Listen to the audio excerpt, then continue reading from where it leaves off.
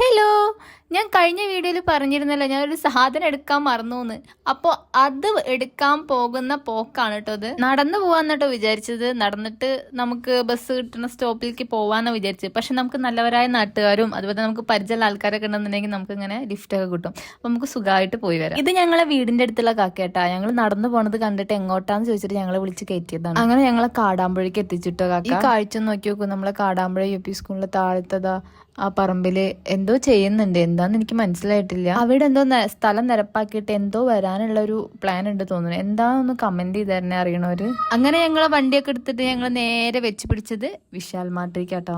അവിടെ നമ്മൾ ഇന്നലെ മറന്നു വെച്ച സാധനം എടുക്കണ്ടേ. മറന്നു വെച്ച സാധനം അവിടെ പലരും മറന്നു വെക്കുന്നത് സർവ്വസാധാരണമാണ്. അത് ഞാൻ ഇന്ന് പോയപ്പോഴാണ് മനസ്സിലായത്. എന്റെ നോട്ടം കണ്ടില്ലേ? അതിന്റെ അടുത്ത ഷോട്ടിൽ നോക്കോ, അത് ആ തോളിക്കെടുക്കുന്ന സാധനമാണ് ഞാൻ ഇന്നലെ മറന്നു വെച്ചത്. ഈ ഒരു ബാഗിനകത്താണെങ്കിൽ ഇന്ന് സകലമാന പ്രൂഫും ഇതിനകത്താണ്. പോരാഞ്ഞിട്ട് എന്റെ കുട്ടീന്റെ പാൽ ഒഴിച്ച് വെക്കുന്ന ഫ്ലാസ്ക് അടക്കം ഇതിനകത്തായിരുന്നു. അങ്ങനെ അതൊക്കെ കൈപ്പറ്റി അതിന്റെ ക്ഷീണം മാറ്റാൻ ഓരോ 2 മുന്തിരി ജ്യൂസും മേടിച്ചു കുടിച്ചിട്ടാണ് ഞങ്ങൾ അവിടെ നിന്ന് പോകുന്നത്. അപ്പൊ ഓക്കെ, അപ്പൊ ഇനി അടുത്ത പാർട്ടിൽ കാണാം. അപ്പൊ നാളെ വിഷു അല്ലേ, അപ്പൊ എല്ലാരും വിഷു ഒക്കെ അടിച്ചു പൊളിക്ക്. ബൈ.